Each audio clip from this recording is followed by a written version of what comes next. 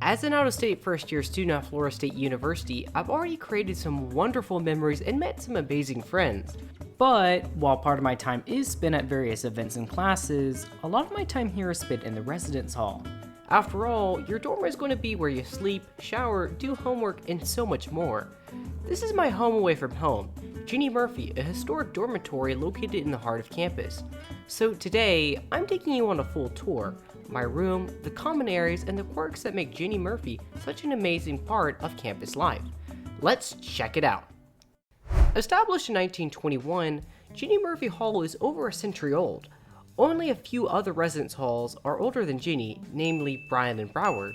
As such, Jennie Murphree is by far a lot smaller than the more modern halls such as Azalea or Magnolia, which were built in 2017. If you're looking for a more modern and big dorm experience, I definitely wouldn't recommend staying at Jennie Murphree. With that said, it has gone through multiple renovations, most recently in the 2010s. Similarly, the name of the hall has gone through changes over the years, originally being called Albert Murphy Hall after the third president of FSU, before it was changed to his wife's name, Jennie Murphree. Although this residence hall has had a rich history, it's under the honors dorm option for housing. This is because Jennie Murphree is known for being the overflow for honor students who don't get into Landis Hall. In fact, more than half of the residents in Jennie Murphree are honor students, and I'm one of them, as I chose my housing option in late April.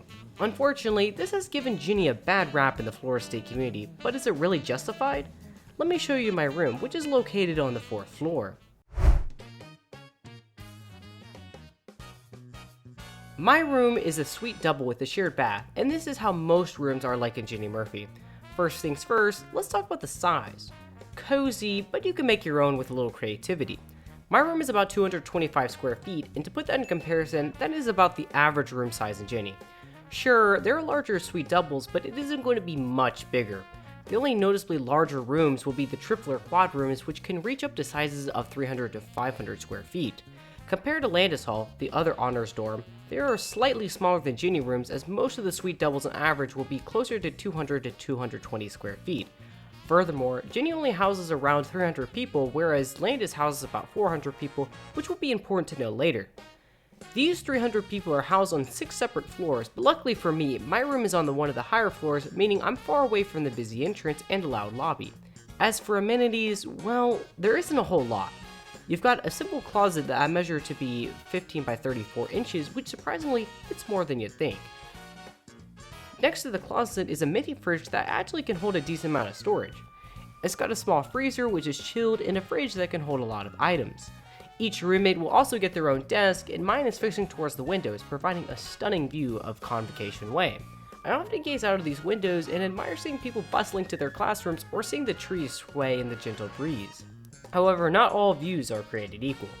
If you face the backside of Jennie, well, let's just say you're not going to have the best view. Regardless, the desk is pretty big, measuring 24 inches by 45 inches. There are also 3 little drawers on the side where I keep various school supplies, and a special drawer to put a lock if you want to keep things a little more secure. Overall, the desk provides an excellent place to study, read, or even relax while in your dorm.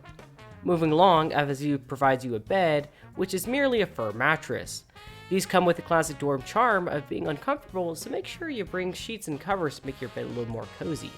Under the bed, you've got quite a lot of room for storage, so this is where I keep my miscellaneous items as well as some drinks and snacks. There's also a wooden drawer, and similar to the closet, is surprisingly big with dimensions of 15 by 27. This is where I keep most of my clothes. Yet, there is plenty of more storage in the room for you and your roommate. There are also 2 sets of shelves on each side of the room, meaning you and your roommate can split them up. When my roommate puts his food on it, I tend to put my cooking supplies on the shelves. While Florida State doesn't provide you with a microwave, you are allowed to bring one, so my roommate and I agreed to put it on my side. In exchange, I brought a TV which currently resides on one of the 2 counters in the room. The other counter contains a simple design sink with enough room that allows you to place your toiletries. Both the counters are a modest 24 by 30 inches and contain more storage underneath them to place cleaning supplies or other essentials. Wrapping up, FSU provides you with outlets, and ignoring the 3 located on the counters, I counted 5 electrical receptacles that are located around the room. While that sounds good on the surface, unfortunately, some of them are in inaccessible spots, meaning you probably won't use them. For me, I utilize 2 electrical receptacles or 4 outlets, so I'd still recommend getting a surge protector. Another thing I would recommend is getting some lamps. When it's night, I find the overhead lights to be a little too harsh. However, by bringing my own lamps, it provides the room with a cozy and warm atmosphere. While there is air conditioning, my roommate told me it's a little finicky, so I'm not sure if it's just our room or an entire residence hall issue.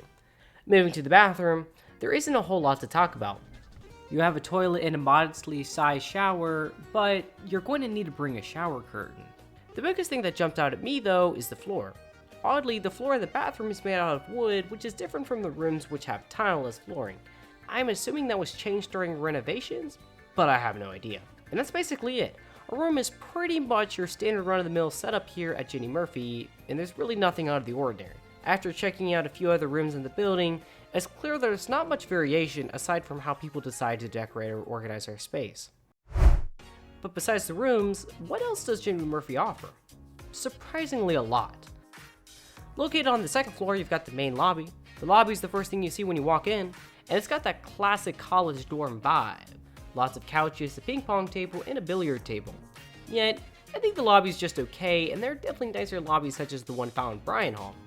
Each floor besides the first and zero floor comes with a study room, a place that has some small whiteboards and a few seating options, although I rarely use the study room. However, if your roommate is in the room and you need a place to be by yourself, the study room might prove useful. If you're instead feeling like a chef, Jennie's got you covered, as each floor besides the zero floor gives students access to a simple stove, oven, and microwave. I can't tell you how many times I've used this kitchen as a place to bake a frozen pizza or make a grilled cheese, and it's definitely by far one of the greatest public spaces in Jennie. As far as I'm aware, many other dorms including Azalea have kitchens, so it's not all that impressive though. Jennie Murphree contains a decently sized laundry room on the first floor, as well as some vending machines and ice machines. Just like the kitchen though, this could be found in other residence halls. However, there are plenty of unique things that can only be found at Jennie Murphree. One example is the tub room. Why is it called that? Because the room has a literal tub and a toilet. Not sure if anyone has actually used the tub before or if it's even functional, but it's a nice touch and can be found on most floors. The tub room is extremely useful if your roommate or suitemate is taking a shower and you need to use the restroom. Furthermore, one of Jennie Murphy's greatest assets is the walkway bridges. The walkway bridges that connect Jennie to Reynolds and Bryan, not only allowing easy access to those dorms, but to Sewanee, a quick 3-minute walk from Jennie Murphree. While it is often sunny at Florida State, there are some really terrible stormy days also, and the walkways offer a great way to get a bite to eat without getting soaked. One thing that makes Jennie stand out is Academic Resource Center, or ARC for short. From what I know, there are only 2 others on campus, one in Sally and the other in DeGraff Hall. Not only does the ARC provide students with resources on how to study and prepare for class, but the ARC is an expansive room with ample places to study. The furniture is quite luxurious for a study space, and I definitely have spent many nights doing homework down here. It's also a great place to socialize, as on numerous occasions I've met people from other halls such as Landis or even Wildwood. But let's say you want to leave Jennie Murphree. What's nearby? Well, quite a lot. Landis Green is a mere minutes away, and Mina Jo Powell Park is just across the street. Both serve as excellent places to study, socialize, or even throw a frisbee. In terms of food, well, I've already mentioned Sewanee. Chick-fil-A is another popular fast food spot, as it's practically right next to Jennie, offering a quick way to get some fast food before heading off to class or studying. Yet, Jennie is also pretty far away from certain places. The student union is by no means far, but you're still looking at a 7-minute walk. The walk to the stadium to catch a football game is a lot farther, with an eye-watering 20 to 25 minutes just to get there. While that might not seem bad, when the Florida heat and humidity reaches campus, the walk becomes a lot harder. The worst in my opinion is if you're a STEM student. As a media major, the walks are not bad for me, as for most places, Jennie is close enough to them. But if you're a STEM student, to get to most buildings such as the chemistry, psychology, and medical departments, the walk is going to be a tough pill to swallow, as you'll probably be walking around 15 to 20 minutes to get there. With that said, it's not like the other residence halls are much closer. Landis is going to be about the same amount of time, so your best bet is probably Sally Hall, but it's not worth it. So speaking of which, there are countless dorms on campus, so why choose Jennie? Well, I think it's got a lot of positives. The location is great, which besides the STEM buildings is as close as a walk as you can get to most academic buildings. The ARC is another huge positive, as instead of having to walk to the library on a dreary night, you can simply go down to the first floor and work there. Yet, the biggest benefit is something I haven't mentioned yet. Remember how I said Jennie has 100 less people than Landis? Well, that makes a huge difference, especially with noise. Although Landis is an honors dorm, I've heard it can still get really loud on some nights. And places like Azalea and Magnolia, while nice, are notoriously loud on the weekends. Meanwhile, Jennie is definitely the tamest of the bunch, which means it's practically quiet on most weekends. In fact, I recorded a haul on a Friday night to hear how loud it was.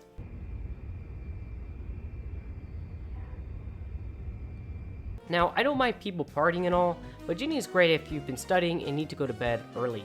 Now yes, there are still rooms that do play loud music in Jennie, but as a whole, it is way quieter than the vast majority of first-year residence halls. Well, that's all for today's video. Are there any other places you want to see, or do you have any questions? Let me know in the comments. My name is Frederick, and thank you so much for watching.